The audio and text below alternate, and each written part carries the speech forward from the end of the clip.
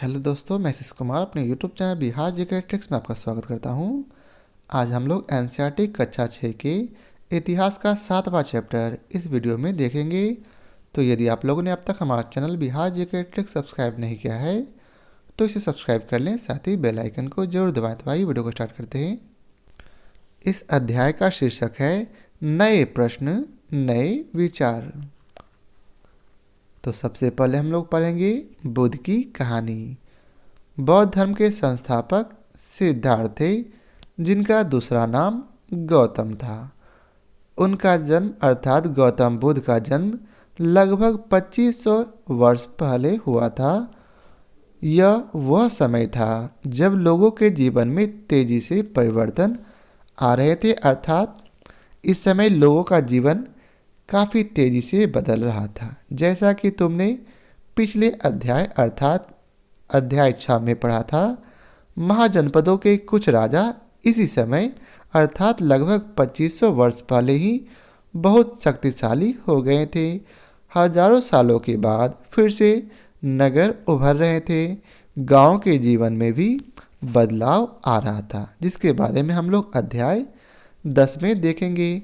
बहुत से विचारक इन परिवर्तनों को समझने, कौन से परिवर्तन जो उस समय परिवर्तन हो रहे थे, को समझने का प्रयास कर रहे थे कि ऐसा क्यों हो रहा।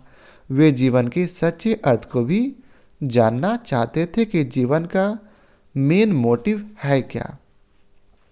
अब आगे है बुद्ध क्षत्रिय थे। तो हम लोग जानते हैं बुद्ध क्षत्रिय थे तथा यह शाक्य नामक एक छोटे से गण से संबंधित थे। गण के बारे में मैंने पिछली कक्षा में बताया था।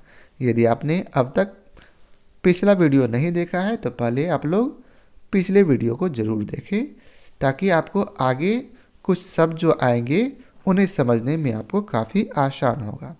युवावस्था में ही ज्ञान की खोज में गौतम बुद्ध क्या किए, अपने घर के सुखों को छोड़ दिए। अनेक वर्षों तक वे घूमते रहे और विचारकों से मिलकर चर्चा करते रहे। जब उन्हें कहीं कुछ समझ में नहीं आया तो अंत में क्या किए, उन्होंने ज्ञान प्राप्ति के लिए अकेला ही रास्ता ढूंढने को तैयार हो गया कि अब जो है हम खुद से रास्ता ढूंढेंगे। इसके लिए उन्होंने बोधगया में एक पीपल के नीचे कई दिनों तक तपस्या की। ज्ञान प्राप्ति के क्रम ही वे क्या किए थे, बोधगया गए और वहाँ एक पीपल के नीचे बैठ गए। जब उन्हें कुछ समझ में नहीं आया तो शांत होकर के वे तपस्या करने लगे। इसीलिए कहा जाता है जब आपको कुछ समझ में नहीं आए तो आप एक जगह बैठकर शांत मन से विचार किए। वही काम गौतम बुद्ध ने किया था। अंततः अर्थात एट लास्ट उन्हें ज्ञान प्राप्ति हो गया। तो इसी प्रकार आपको भी किसी भी समस्या का हल जो है शांत मन से बैठकर निकाल सकते हैं। इसके बाद से वे बुद्ध के नाम से जाने लगे। कौन, तो सिद्धार्थ जो है, गौतम जो है, जब उन्हें बोधगया में पीपल वृक्ष के नीचे ज्ञान की प्राप्ति हुई तो ज्ञान की प्राप्ति के बाद ही गौतम को बुद्ध के नाम से जाना जाने लगा। यह जो है फिर यहाँ से कहाँ गए, यहाँ से फिर वो निकलकर बनारस के निकट सारनाथ गए। सबसे पहले वे कहाँ गए, बोध गया से तो बनारस चले गए, बनारस के निकट सारनाथ, जहाँ उन्होंने पहली बार उपदेश दिया। अब आप लोग जान रहे हैं उनको ज्ञान मिल गया, तो ज्ञान मिलेगा तो वो क्या करेंगे, सबसे पहले उपदेश देंगे। तो उन्होंने सबसे पहला उपदेश जहाँ गए थे, सबसे पहले कहाँ, बनारस के निकट सारनाथ गए थे, तो सबसे पहला उपदेश सारनाथ में ही दिया था, जहाँ उन्होंने पहली बार उपदेश दिया। कुशीनारा में मृत्यु से पहले, याद रखेंगे कि कुशीनारा में ही गौतम बुद्ध की मृत्यु हो गई थी। यहाँ मृत्यु से पहले वे क्या किए, अपना पूरा जीवन जो है ज्ञान की प्राप्ति के बाद उन्होंने पैदल एक स्थान से दूसरे स्थान यात्रा की और लोगों को जो उन्हें ज्ञान मिला उनके बारे में शिक्षा देने में अपना पूरा जीवन बिता दिए। अब आगे है, बुद्ध ने शिक्षा दी कि यह जीवन कष्टों और दुखों से भरा है। बुद्ध ने क्या बताया, तो बुद्ध ने बताया कि पूरा जीवन जो है दुख से और कष्ट से भरा है और हमारी और यह किस कारण से होता है? तो यह जो है हमारी इच्छाओं के कारण, लालसाओं के कारण होता है। क्यों होता? क्योंकि जब हमारी इच्छाएं और लालसा होती और वह जब हम लोग इसे पूरा नहीं कर पाते तो हमें दुख होता, दुख होगा और कष्ट होगा। ठीक है। कभी कभी हम जो चाहते हैं वह प्राप्त कर लेने के बाद भी हम लोग संतुष्ट नहीं होते। जैसे कैसे, यदि आपको मान लेते हैं 5,000 का जॉब लग जाए या 50,000 का जॉब लग जाए। जब आपको 50,000 का जॉब लग गया तो सोचे नहीं मुझे 70,000 का जॉब लगना चाहिए। जब 70,000 का जॉब लग जाए तो कहिए कि नहीं थोड़ा और, तो आपको संतुष्टि कभी नहीं मिल सकता एवं और अधिक वस्तुओं को पाने की इच्छा करने लगते हैं। बुद्ध ने इस लिप्सा को तृष्णा कहा है। बुद्ध ने इसे ही असंतुष्टि को, साधारण तौर पे कह सकते हैं असंतुष्टि को ही तृष्णा कहा है। बुद्ध ने शिक्षा दिया था कि आत्मसंशय, आत्मसंशय मतलब आत्ममनन, आत्मा का मनन अपना कर हम ऐसी लालसा से मुक्ति पा सकते हैं। मतलब क्या हो गया कि आपको, मैंने पहले ही बताया कि जब आपको कुछ समझ में नहीं आए कि आपके साथ क्या घटित हो रहा है, कैसे आपको दुख मिल रहा है, तो आप जो है एक जगह शांत बैठकर आत्म संशय करें कि अब मुझे क्या करना चाहिए। तो इससे आपकी लालसा और आपके मन में जो भी उथल पुथल है वो सारा शांत हो जाएगा। तो इससे आप आज से ही अपनाएं। आगे है, उन्होंने लोगों को दयालु होने तथा मनुष्यों के साथ साथ जानवरों के जीवन का भी आदर करने की शिक्षा दी है। गौतम बुद्ध ने कहा कि मनुष्य का तो आप आदर कीजिए ही, साथ साथ जो है जानवरों का भी आदर करें।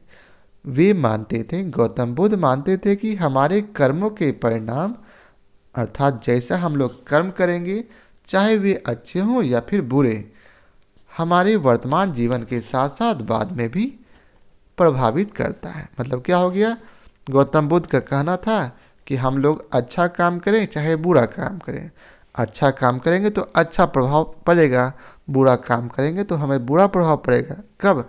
अभी भी पड़ सकता है और बाद में भी। ये मतलब हमेशा आपके काम से ही आप पूरा जिंदगी जो है प्रभावित होंगे। बुद्ध ने अपनी शिक्षा सामान्य लोगों को प्राकृत भाषा में दी। उस समय जो है कौन सी भाषा चल रही थी? तो उस समय जो है आमजन की भाषा प्राकृत भाषा थी। इसलिए लोगों को समझाने के लिए बुद्ध ने उसी की भाषा में उन्हें समझाया। ऐसे भी आप लोग जानते हैं क्या होता है कि लोगों को उसी की भाषा में समझाइए तो वो आसानी से समझेंगे, अच्छा से बोलिएगा तो नहीं समझेंगे। तो उस समय प्राकृत भाषा चल रही थी, तो गौतम बुद्ध ने प्राकृत भाषा का उपयोग किया उन्हें समझाने के लिए। इससे समान लोग भी उनके संदेश को समझ सकें, क्योंकि यह उन्हीं की भाषा थी। अब आइए थोड़ा सा इधर ब्रैकेट में क्या दिया है उसे देख लेते हैं। यह है सारनाथ स्तूप। सारनाथ स्तूप को आप लोग यहाँ देख सकते हैं। मैं इसे थोड़ा छोटा कर देता हूँ। यही पिक्चर है सारनाथ स्तूप का। अब आइए जानते हैं सारनाथ स्तूप के बारे में। इस इमारत को स्तूप के नाम से जाना जाता है। यहीं पर बुद्ध ने अपना सर्वप्रथम उपदेश दिया था। तो ये स्तूप कहाँ बना हुआ है? जहाँ बुद्ध ने सबसे पहले अपना उपदेश दिया था। मैंने पहले ही बताया कि बुद्ध ने ज्ञान प्राप्त करके कहाँ गया? तो वाराणसी के निकट सारनाथ में। तो सारनाथ में ही सबसे पहले उनका स्तूप बनाया गया, जिसे सारनाथ स्तूप कहा गया। इसी घटना की स्मृति अर्थात याद में यह स्तूप का निर्माण किया गया। कौन सी घटना? तो वहाँ जो है गौतम बुद्ध ने सबसे पहले उपदेश दिया गया था, उसी घटना की याद में यह स्तूप का निर्माण किया गया। अध्याय 12 में तुम इस स्तूपों के बारे में और अधिक पढ़ो। मतलब विस्तार से अध्याय 12 में आपको पढ़ाया गया है।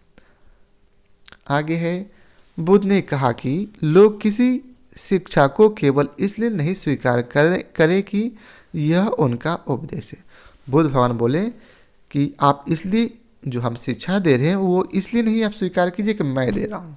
आप इसका जो है अपने विवेक से मापें कि मैं जो बोल रहा हूँ क्या वो सही बोल रहा हूँ या गलत बोल रहा हूँ, क्या इससे आपको लाभ होगा या नहीं होगा।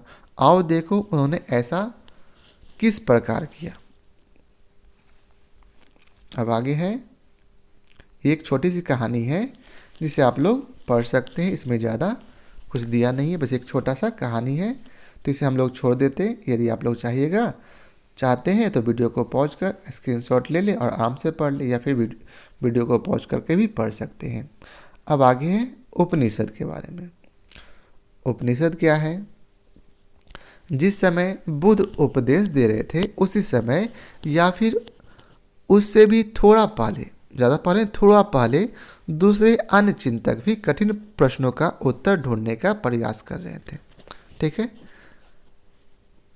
उनमें से कुछ मृत्यु के बाद के जीवन के बारे में जानना चाहते थे।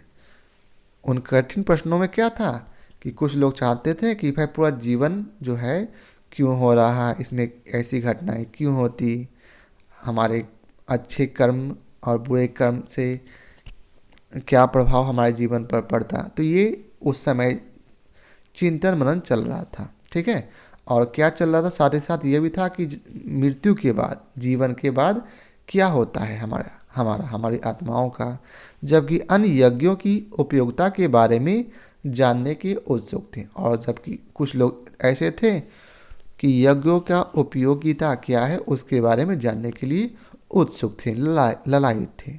इनमें से अधिकांश चिंतकों का यह मानना था कि इस विषय में कुछ तो ऐसा है जो अस्थायी है और जो मृत्यु के बाद भी बचा रहता है।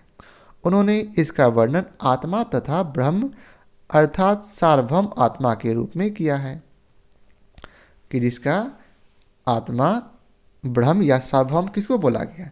जिसका कभी नष्ट नहीं होता, मतलब मेरे मरने से पहले भी वो हमारे अंदर बसा है और मेरे मरने के बाद भी वह मौजूद रहेगा। तो जिसे विचारकों ने आत्मा, ब्रह्म या फिर सार्वभौम कहा है। वे मानते थे कि अंततः अर्थात लास्ट में क्या होगा, आत्मा तथा ब्रह्म एक ही है, आत्मा सभी आत्मा ब्रह्म में मिल जाएगी। ऐसे कई विचारों का संकलन उपनिषदों में किया गया है। ठीक है, इसका संकलन कहाँ किया गया? तो उपनिषद में। उपनिषद उत्तर वैदिक ग्रंथों का हिस्सा है। उपनिषद का शाब्दिक अर्थ है गुरु के समीप बैठना। सबसे पहले तो मैं बताना चाहूँगा कि उत्तर वैदिक ग्रंथ कौन है। तो ऋग्वेद के बाद जो तीनों ग्रंथ हैं, तीनों ग्रंथ कौन कौन? तो अथर्ववेद, यजुर्वेद और सामवेद, ये तीनों वेद जो हैं उत्तर वैदिक ग्रंथ कहलाते हैं। अब आगे है उपनिषद का शाब्दिक अर्थ होता है गुरु के समीप बैठना।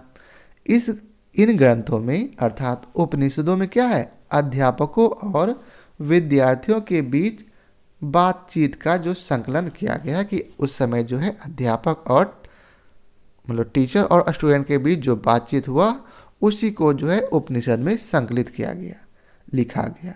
प्राय यह विचार सामान्य वार्तालाप के रूप में प्रस्तुत किए गए हैं। फिर आगे एक छोटी सी कहानी दिया गया है, बुद्धिमान भिखारी का। ठीक है, जिसे आप लोग पॉज करके पढ़ लें। इन चर्चाओं में भाग लेने वाले अधिकांश पुरुष ब्राह्मण तथा राजा होते थे। किसमें? उपनिषद में। जो गुरु और शिष्य के बीच जो चर्चा चलती थी उसमें अधिकांश पुरुष ब्राह्मण होते थे या फिर राजा होते थे। कभी कभी गार्गी जैसी स्त्री विचारकों का भी उल्लेख होता है। तो ये गार्गी एक स्त्री थी जो कि विचारक थी। ठीक है, विद्वता के लिए प्रसिद्ध गार्गी राजदरबारों में होने के वाले वाद विवाद में भाग लिया करती थी। गार्गी कौन है? तो ये प्रसिद्ध विचारक है जो कि वाद विवाद में राज दरबार में ब्राह्मण और राजा के साथ भाग लेते थे। निर्धन व्यक्ति इस तरह के वाद विवाद में बहुत कम ही हिस्सा लेता था। मतलब जो गरीब था वो जो है इस तरह के वाद विवाद में हिस्सा नहीं लेता था। इस तरह का एक प्रसिद्ध अपवाद अर्थात एक्सेप्शन सतकाम जावाल का है।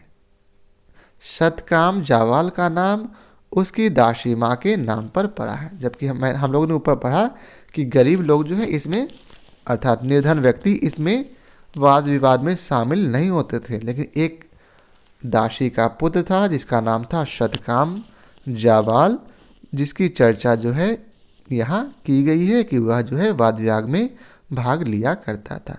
क्यों भाग लिया करता था?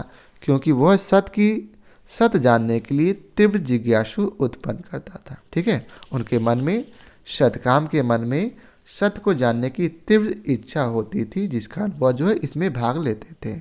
गौतम नामक एक ब्राह्मण ने उन्हें अपने विद्यार्थी के रूप में स्वीकार किया। किसे?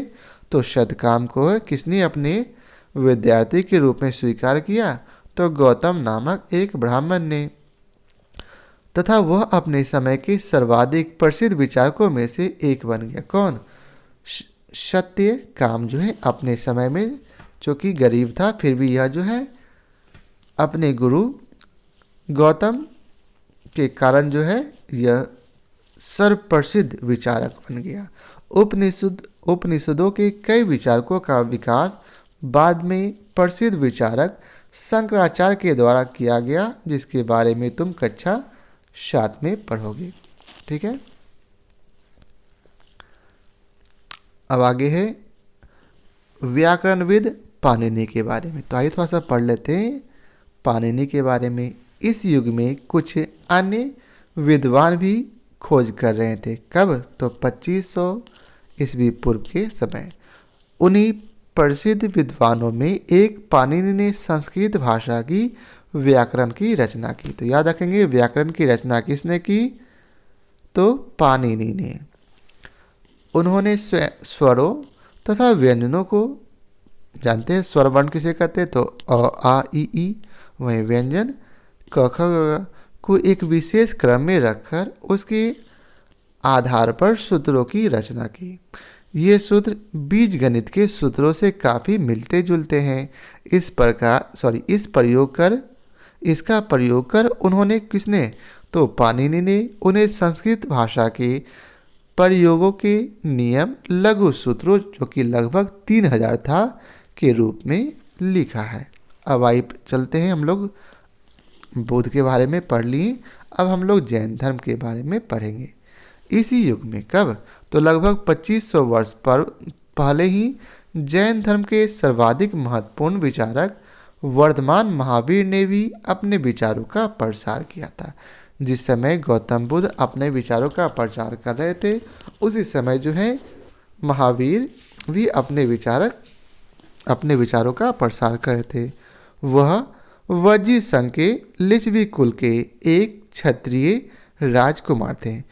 अर्थात यह महावीर भी गौतम बुद्ध की तरह क्षत्रिय राजकुमार थे, लेकिन वह शाक्य वंश से थे, जबकि यह जो है वज्जी संघ के लिच्छवी कुल से थे। इस संघ के विषय में, अर्थात वज्जी संघ के विषय में तुमने अध्याय 6 में, अर्थात पिछले वीडियो में आपने पढ़ा था। 30 वर्ष की आयु में उन्होंने घर छोड़ दिया। किन्होंने? तो वर्धमान महावीर ने अपना घर 30 वर्ष की आयु में छोड़ दिया और जंगल में फिर वे बुद्ध की तरह रहने लगे। 12 वर्ष तक उन्होंने कठिन व एकांत जीवन बिताया। इसके बाद उन्हें एट लास्ट ज्ञान प्राप्ति हो गया। उनकी शिक्षा अब सरल थी। उन्होंने विस्तार पूर्वक समझाया, सरल तरीके से। सत्य जानने की इच्छा रखने वाले प्रत्येक स्त्री व पुरुष को अपना घर छोड़ देना चाहिए। भगवान महावीर क्या कहते हैं कि जिन्हें भी सत्य जानने की इच्छा है, वो सबसे पहले आप अपना घर छोड़ दीजिए। उन्होंने अहिंसा के नियमों का कड़ाई से पालन करना चाहिए तथा किसी भी जीव को न तो कष्ट देना चाहिए और न ही उनकी हत्या करनी चाहिए।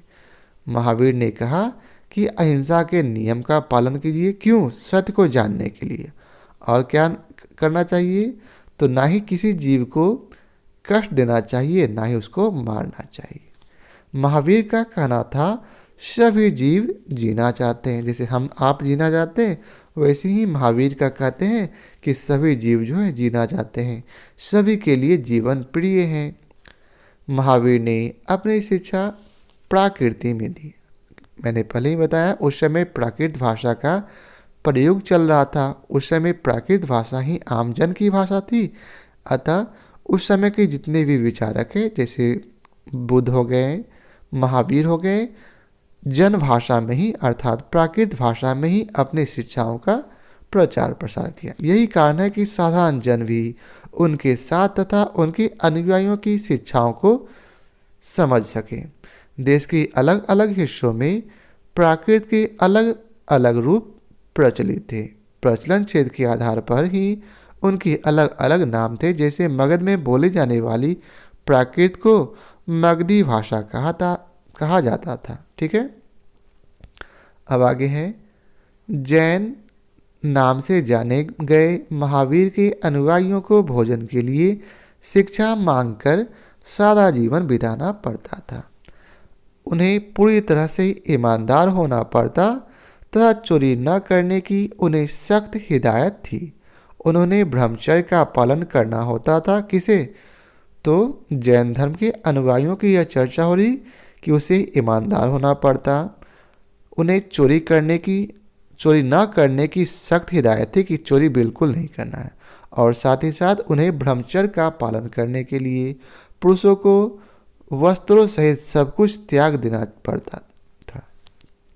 ठीक है, यह है महावीर के शिष्य बनने के नियम थे। अब आगे है, थोड़ा सा बॉक्स पढ़ लेते हैं। जैन किसे कहते हैं? जैन शब्द जीन शब्द से निकला है। जैन किससे निकला? तो जैन जो है जीन से, जिसका अर्थ क्या होता है? विजेता। जीन का अर्थ होता है विजेता। महावीर के लिए जीन शब्द का प्रयोग क्यों किया गया, इसका जवाब आपको बतलाना है। अधिकांश व्यक्तियों के लिए ऐसे कड़े नियमों का पालन करना बहुत कठिन था, जो ऊपर बताया गया। क्या? चोरी नहीं करना, ईमानदार होना, ब्रह्मचर्य का पालन करना, पुरुषों को वस्त्रों का त्याग कर देना। तो ये अधिकांश व्यक्तियों के लिए क्या था? ये काफ़ी कड़े नियम थे। फिर भी हजारों व्यक्तियों ने इस नई जीवन शैली को जानने और सीखने के लिए अपने घरों को छोड़ दिया।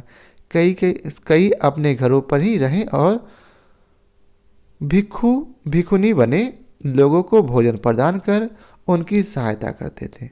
और क्या हुआ? कुछ लोग जो है इनकी मदद के लिए जो भिक्षुनी बन गए, अर्थात जैन के अनुयायी बन गए, उन्हें भोजन देकर उनकी सहायता करते थे।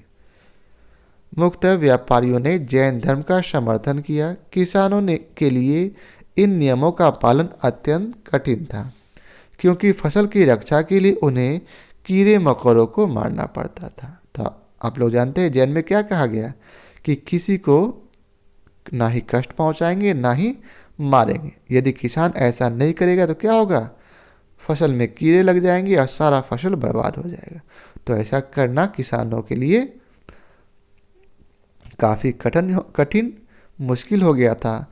बाद की सदियों में जैन धर्म उत्तर भारत के कई हिस्सों के साथ साथ गुजरात में, तमिलनाडु और कर्नाटक में भी फैल गया। महावीर तथा उनके अनुयायियों की शिक्षाएं कई शताब्दियों तक मौखिक रूप से ही रही थी। उस समय केवल मौखिक रूप से चलता रहा। वर्तमान रूप में उपलब्ध जैन धर्म की शिक्षाएं लगभग 1500 वर्ष पूर्व गुजरात में वल्लभी नामक स्थान पर लिखी गई थी। जो अभी जैन ग्रंथ है वो कब लिखी गई? तो लगभग 1500 वर्ष पहले। कहाँ लिखी गई? तो गुजरात के वल्लभी नामक स्थान पर। अब हम लोग पढ़ेंगे संघ के बारे में। महावीर तथा बुद्ध दोनों का ही मानना था कि घर का त्याग करने पर ही सच्चे ज्ञान की प्राप्ति हो सकती है। तो यह दोनों में समानता था। क्या समानता थी? कि दोनों का मानना था, किनका? महावीर और बुद्ध का, कि यदि आप ज्ञान प्राप्त करना चाहते हैं तो आपको सबसे पहले घर का त्याग करना चाहिए। ऐसे लोगों के लिए उन्होंने संघ नामक संगठन बनाया, जहां घर का त्याग करने वाले लोग एक साथ रह सके। संघ क्या था? तो जो व्यक्ति ज्ञान की प्राप्ति के लिए घर त्याग करते थे वे संघ नामक संगठन पर आकर रहते थे। संघ में रहने वाले बौद्ध भिक्षुओं के लिए बनाए गए नियम विनय पिटक नामक ग्रंथ में मिलते हैं। इसे भी ध्यानपूर्वक याद रखेंगे कि विनय पिटक में क्या वर्णन है। तो संघ में रहने वाले बौद्ध भिक्षुकों के बनाए गए नियमों के बारे में। विनय पिटक से हमें पता चलता है कि संघ में पुरुषों और स्त्रियों के रहने के लिए अलग अलग व्यवस्थाएं थी। सभी व्यक्ति संघ में प्रवेश ले सकते थे। हालांकि संघ में प्रवेश के लिए बच्चों को अपने माता पिता से, दासों को अपने स्वामी से, राजा के यहाँ काम करने वाले लोगों को राजा से तथा कर्जदार को अपने देनदारों से अनुमति लेनी पड़ती थी। इस संघ में आने से अर्थात प्रवेश लेने से पहले एक स्त्री को इसके लिए अपने पति की अनुमति लेनी होती थी। अब आगे है, संघ में प्रवेश लेने वाले स्त्री पुरुष बहुत सादा जीवन जीते थे। वे अपना अधिकांश समय ध्यान करने में बिताते थे और दिन के एक निश्चित समय में वे शहरों तथा गांव में जाकर भिक्षा मांगते थे। यही कारण है कि उन्हें भिक्षु तथा भिक्षुनी अर्थात साधु भिखारी के लिए प्राकृत शब्द का प्रयोग किया गया, भिक्षु तथा भिक्षुनी के रूप में। वे आम लोगों को शिक्षा देते थे और साथ ही एक दूसरे की सहायता भी करते थे। किसी तरह की आपसी लड़ाई का निपटारा करने के लिए वे प्रायः बैठकें भी करते थे। जैसे अभी भी होता, अगर किसी तरह का आपसी लड़ाई हो तो आपस में बैठक करके सलाह मशवरा से उसे दूर करते हैं, वैसे पहले भी होता था। संघ में प्रवेश लेने वालों में ब्राह्मण, क्षत्रिय, व्यापारी, मजदूर, नाई, गणिकाएं तथा दास शामिल थे। मतलब लगभग सभी लोग जो हैं संघ में प्रवेश ले सकते थे। इनमें से कई लोगों ने बुद्ध की शिक्षाओं के विषय में लिखा तथा कुछ लोगों ने संघ में अपने जीवन के विषय में सुंदर कविताएं की रचना की। अब आइए बगल में पढ़ लेते हैं, ये क्या लिखा है बॉक्स में। पहाड़ी को काटकर बनाई गई एक गुफा है, जिसे आप लोग यहाँ देख सकते हैं। यह क्या है? तो पहाड़ी को काटकर बनाया गया एक गुफा का चित्र है। और क्या बताया गया? यह कार्ले वर्तमान महाराष्ट्र में स्थित एक गुफा है। भिक्षु भिक्षुणियाँ इस शरण स्थल में रहकर ध्यान किया करते थे। तो यह किस लिए बनाया गया? तो भिक्षु भिक्षुणियों की तपस्या करने के लिए, अर्थात क्या हुआ, ध्यान करने के लिए। अब आइए हम लोग पढ़ते हैं आगे विहार के बारे में। विहार क्या है? जैन तथा बौद्ध भिक्षु पूरे साल एक स्थान से दूसरे स्थान घूमते हुए उपदेश दिया करते थे। केवल वर्षा ऋतु में जब यात्रा करना कठिन हो जाता था, क्योंकि आप लोग जानते हैं वर्षा ऋतु में क्या होगा कि बारिश होगी, जिस कारण लोग ज़्यादा बीमार होंगे। तो उसके लिए बीमारी में यात्रा करना कठिन होता था, जिसके लिए वे एक संघ का निर्माण किए थे। तो वे एक स्थान पर ही निवास करते थे। मतलब जहाँ वर्षा ऋतु में जहाँ भी गए घूमने के लिए, जहाँ भी यात्रा में जा रहे थे, तो जहाँ देखे अब वर्षा ऋतु आ गया तो जहाँ वर्तमान में थे वहीं पर वे निवास करते थे। ऐसे समय में वे अपने अनुयायियों द्वारा उद्यानों में बनाए गए अस्थायी निवासों में अथवा पहाड़ी क्षेत्रों की प्राकृतिक गुफाओं में रहने चले जाते थे। आगे जैसे जैसे समय बीतता गया, भिक्षु भिक्षुणियों ने स्वयं तथा उनके समर्थकों ने अधिक अस्थायी शरण स्थलों की आवश्यकता का अनुभव किया। तब कई शरण स्थल बनाए गए जिन्हें हम लोग विहार कहा करते हैं। आरंभिक अर्थात शुरुआती समय में विहार लकड़ी के बनाए गए और बाद में इनके निर्माण में ईंटों का प्रयोग होना संभव हो गया, अर्थात अस्थायीकरण ज़्यादा हो गया। पश्चिमी भारत में विशेषकर कुछ विहार पहाड़ियों को खोदकर बनाए गए थे। जहाँ पहाड़ था वहाँ पहाड़ी को खोदकर बनाया गया। अब आगे एक बौद्ध ग्रंथ से ज्ञात होता है कि जिस तरह महासागरों में मिलने पर नदियों की अलग अलग पहचान समाप्त हो जाती, ठीक उसी तरह बुद्ध के अनुयायी जब भिक्षुओं की श्रेणी में प्रवेश करते तो वे अपने वर्ण, श्रेणी और परिवार सब त्याग देते। मतलब अब ना वह किसी जात के होते, अर्थात ना वे अब ब्राह्मण रहते, ना क्षत्रिय, ना वैश्य, ना शूद्र, सब बराबर। अब आगे है प्रायः किसी धनी व्यापारी, राजा अथवा भूस्वामी द्वारा दान में दी गई भूमि पर विहार का निर्माण होता था। विहार का निर्माण कहाँ होता था?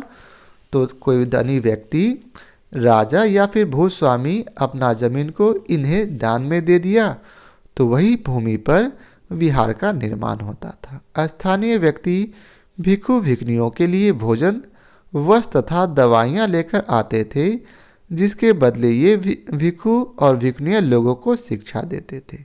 आगे आने वाली शताब्दियों में, मतलब आगे चलकर, बौद्ध धर्म उपमहाद्वीपों के विभिन्न हिस्सों में साथ साथ बाहरी क्षेत्रों में भी फैल गया, जिसे हम लोग अध्याय 10 में काफ़ी विस्तार से पढ़ेंगे। अब आगे है आश्रम व्यवस्था। तो आइए जानते हैं आश्रम व्यवस्था के बारे में। जैन तथा बौद्ध धर्म जिस समय लोकप्रिय हो रहे थे, लगभग उसी समय ब्राह्मणों ने आश्रम व्यवस्था का विकास किया। यहाँ आश्रम शब्द का तात्पर्य लोगों द्वारा रहने तथा ध्यान करने के लिए प्रयोग किया जाता था। हमने पहले ही पढ़ा, ऊपर जो है संघ क्यों बनाया जाता था? तो वहाँ लोग एकत्रित होकर के ध्यान करते थे। तो ब्राह्मण लोग उस समय क्या करने लगे? उन्होंने भी एक आश्रम बनाया जिसमें लोग ध्यान करते थे। प्रयोग में आने वाले स्थान से नहीं है, बल्कि इसका तात्पर्य जीवन के एक चरण से है। ब्रह्मचर्य, गृहस्थ, वानप्रस्थ तथा संन्यास, ये सभी जो है 4 आश्रम का व्यवस्था की गई है। किसने किया? तो ब्राह्मणों ने। लेकिन यह जो है क्या है? एक जीवन का चरण है, ना कि कोई स्थान। ब्रह्मचर्य के अंतर्गत ब्राह्मण, क्षत्रिय तथा वैश्य से यह अपेक्षा की जाती थी कि इस चरण के दौरान वे सादा जीवन मतलब सिंपल जीवन बिताकर वेदों का अध्ययन करेंगे। गृहस्थ आश्रम के अंतर्गत उन्हें विवाह कर एक गृहस्थ के रूप में रहना होता था। वानप्रस्थ के अंतर्गत उन्हें जंगल में रहकर साधना करनी होती थी और लास्ट में उन्हें सब कुछ त्याग कर सन्यासी बन जाना पड़ता था। आश्रम व्यवस्था ने लोगों को अपने जीवन का कुछ हिस्सा ध्यान में लगाने पर बल दिया। प्रायः स्त्रियों को वेद पढ़ने की अनुमति नहीं दी गई और उन्हें अपने पतियों द्वारा पालन किए जाने वाले आश्रमों अर्थात ब्रह्मचर्य, गृहस्थ, वानप्रस्थ तथा संन्यास, यह जो उसके पति इन चारों में से आश्रम को अपनाएंगे, वही आश्रम का अनुसरण उनकी पत्नियां भी करेगी। अब चलते हैं, जिस समय भारत में ये धर्म सब चल रहा था, मतलब बौद्ध, जैन और ब्राह्मण का ब्रह्मचार्य चल रहा था, उस समय देश से बाहर विदेशों में क्या चल रहा था, अब उसके बारे में थोड़ा सा पढ़ते हैं। एटलस में ईरान ढूंढो। जरथुस्त्र एक ईरानी पैगंबर थे। उनकी शिक्षाओं का संकलन जेंद अवेस्ता नामक ग्रंथ में मिलता है। जेंद अवेस्ता की भाषा तथा इसमें वर्णित रीति रिवाज वेदों की भाषा और रीति रिवाजों से काफ़ी मिलते जुलते हैं। जरथुस्त्र की मूल शिक्षा का सूत्र है सद्विचार, अच्छा विचार, अच्छे वचन और अच्छे कार्य। हे ईश्वर, बल, सत्य, प्रधानता एवं सद्विचार प्रदान कीजिए, जिनके जरिए हम शांति बना सके। 1000 से अधिक वर्गों तक जरथुस्त्रवाद ईरान का एक प्रमुख धर्म रहा। बाद में कुछ जरथुस्त्रवादी ईरान से आकर गुजरात और महाराष्ट्र के तटीय नगरों में बस गए। वे लोग ही आज के पारसियों के पूर्वज हैं। ठीक है, तो पारसी कौन थे? तो जो ईरान के जरथुस्त्रवाद को अपनाए, वही आज पारसी कहलाते हैं। तो आज हम लोगों ने क्या क्या पढ़ा? तो उपयोगी शब्दों के अंतर्गत तृष्णा के बारे में, प्राकृत भाषा के बारे में, आत्मा, ब्राह्म्य, उपनिषद, जैन, अहिंसा, भिक्षु, संघ, विहार और आश्रम के बारे में पढ़ा था। यहाँ कुछ प्रश्न दिए गए हैं, आप लोग चाहें तो इसे बना सकते हैं। और कुछ तिथियाँ यहाँ दी गई है। उपनिषदों के विचारक जैन महावीर तथा बौद्ध लगभग 2500 वर्ष पहले हुआ करते थे। वहीं जैन ग्रंथों का लेखन कब हुआ, तो लगभग 500 वर्ष पूर्व। दाएं ओर आपको कुछ प्रश्न दिए गए हैं। आपने अभी जो पढ़ा उससे सभी प्रश्नों को बनाइए और देखिए कि आपसे कितने प्रश्न बन रहे हैं। तो आशा करता हूँ आज के लिए इतना ही रहने दीजिए, फिर मिलते हैं अगले चैप्टर के साथ। तो आज के लिए बहुत बहुत धन्यवाद।